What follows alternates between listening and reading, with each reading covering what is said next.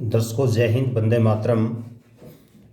Free में ज्योतिष सीखें, अपनी कुंडली सोम देखे सीरीज में आज मैं लेके आया हूँ पंच महापुरुष योग का दूसरा भाग। पिछली वीडियो में मैंने आपको पंच महायोग के रोचक योग के बारे में डिटेल में बताया था। आज हम बात करेंगे भद्र योग और हंस योग। आज हम दो योग लेंगे। आपको पांचों योग अच्छी तरह से पढ़ लेने चाहिए, क्योंकि हो सकता है आपकी कुंडली में इनमें से कोई सा एक योग हो। पिछली बार आपको बताया था कि जो भद्र योग है वो बनता है भगवान बुध देव के प्रभाव में। बुध देव की दो राशियां होती हैं, तीसरी और छठी, अर्थात मिथुन और कन्या। और जो कन्या राशि है, कन्या राशि में भगवान बुध उसके भी होते हैं, अर्थात अपनी राशि में, सब राशि में ही उसके भी होते हैं। अर्थात यहाँ पर हम बात कहेंगे कि बुध की दो राशियाँ हैं, तो इन दो राशियों में ही ये बुध देव भद्र योग बनाएंगे। ये तीन भाव होते हैं, जो ये केंद्र भाव होते हैं।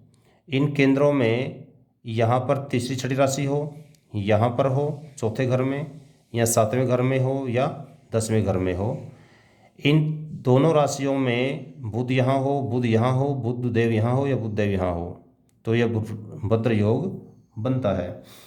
आपने एक बात याद रखनी है कि आप ऐसे मत देखना कि यहाँ पर बुध बैठा है तो हर बार भद्र योग ही बनेगा।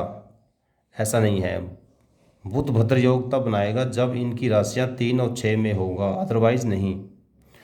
अब आपने ध्यान देना इस योग में क्या क्या खास बात होती है।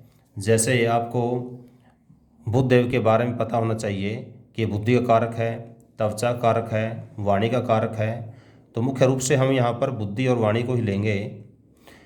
तो बात स्पष्ट है कि जब यहाँ पर बुध देव उचका होगा और भद्र योग एक बहुत अच्छी स्थिति में होगा, तो उस समय ऐसे व्यक्ति की वाणी बहुत अच्छी होगी। वाणी से जो कार्य करेगा वो बहुत अच्छे करेगा। अब वाणी का कार्य आप खुद अंदाज़ा लगा सकते हैं कि वाणी के माध्यम से कौन कौन से काम होते हैं। आप देखोगे कि एक पत्रकार है, उसको वाणी की ज़रूरत होती है। एक अच्छा वकील है, उसको वाणी की ज़रूरत होती है। प्रभावशाली वाणी, प्रभावशाली जो व्यक्तित्व है वो बुध देव देगा, क्योंकि बुद्धि कारक भी है। तो ऐसा व्यक्ति बहुत इंटेलिजेंट भी होगा, जो एक बार पढ़ लिया वो लंबा टाइम तक याद रहेगा, भूलेगा नहीं। उनकी बौद्धिक क्षमता बहुत अच्छी होगी, ज्ञान बहुत अच्छा होगा, क्योंकि बुध देव त्वचा कारक भी हैं। तो इस वजह से उनकी जो त्वचा है वो कांति में होगी। बुध देव क्योंकि बुद्धि कारक भी हैं, तो हमेशा खुश रहेगा, हंसमुख होगा, मेल जोल बढ़ाने वाला होगा। कई बार तो ऐसे जो जातक होते हैं जिन कुंडली में भद्र योग होता है, वो हमेशा खुश रहते हैं। जैसे कई बार स्थिति भी होती है, ज़िंदगी में किसी से पहली बार मिले और उससे पूरी ज़िंदगी बनाए रखते हैं, मैसेज के माध्यम से, व्हाट्सएप के माध्यम से, या जब भी टाइम मिलता है बातचीत के माध्यम से। तो ये ऐसे जो भद्र योग वाले व्यक्ति मेल जोल बढ़ाने में बहुत विश्वास रखते हैं, और ऐसे व्यक्ति राजनीति में भी कामयाब हो जाते हैं, क्योंकि राजनीति में इन गुणों की ज़्यादा जरूरत होती है। प्रभावशाली व्यक्तित्व भी होना चाहिए। तो ज़्यादातर ऐसे व्यक्ति सलाहकार बनते हैं। कोई जैसे सलाहकार का मतलब ये हो गया भी किसी बड़ी बड़ी जो इंडस्ट्री है उनमें, या किसी राजनेता के सलाहकार, प्रधानमंत्री का सलाहकार, किसी MP MLA के सलाहकार, अच्छे लेवल के लेखक जिनका नाम सदियों तक चलता है, ऐसे लेखक बनते हैं। उनकी जो लेखनी है उसमें दम होता है, उस लेवल के पत्रकार बनते हैं। चाहे गरीब घर में पैदा हुआ हो, पर अपनी पत्रकारिता के दम पर बहुत ऊंचाई तक जाता है। अच्छी बौद्धिक क्षमता के जज बनते हैं, और ऐसे प्रभावशाली वकील बन सकते हैं। तो भद्र योग वाले व्यक्ति जो बुध से संबंधित कार्य है उन कार्यों में हमेशा टॉप में रहेंगे। उनको उन कार्यों में कोई हरा नहीं सकता, पिछले वीडियो में रोचक योग के बारे में बताया था कि रोचक योग मंगल भगवान के कारण बनता है। तो यहाँ मैंने आपको बताया कि भद्र योग के बारे में। अब हम तीसरा योग ले रहे हैं, हंस योग।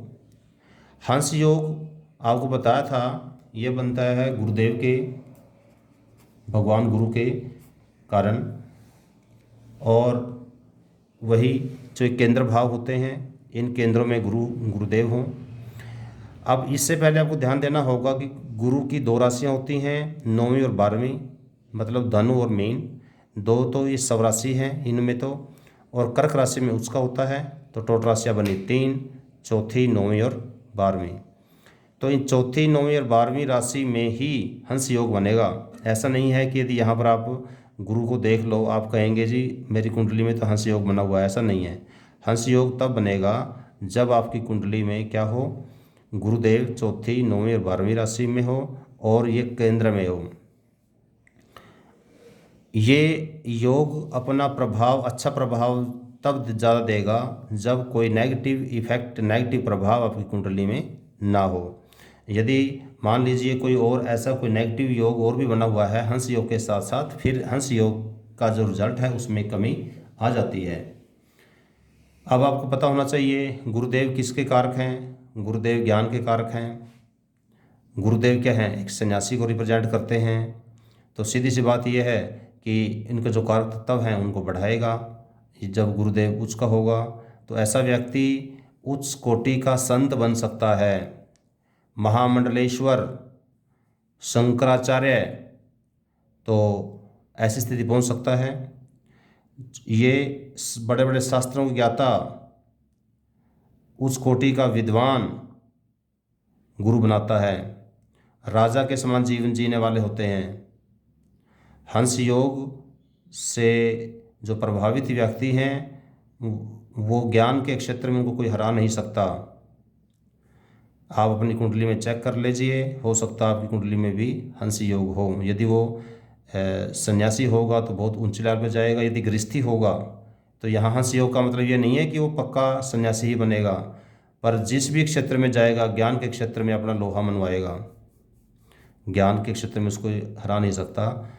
तो जैसे बड़े बड़े विद्वान हुए हैं, आप उनकी कुंडली में चेक कर सकते हो। ज़्यादातर विद्वानों की कुंडली में हंस योग मिलता है। धन्यवाद। आज हमने पंच महापुरुष योग में से 2 योग लिए, भद्र योग और हंस योग। अगली कुंडली में अगले 2 योग लेंगे, उसे ज़रूर देखना। हो सकता है कि आपकी कुंडली में दूसरे योग हों। धन्यवाद। चैनल को सब्सक्राइब करना, शेयर करना, बेल आइकन दबाना। यदि लगता है कि ये समाज सेवा का जो मेरा कार्य है अच्छा कर रहा हूँ तो प्रोत्साहित करना। धन्यवाद।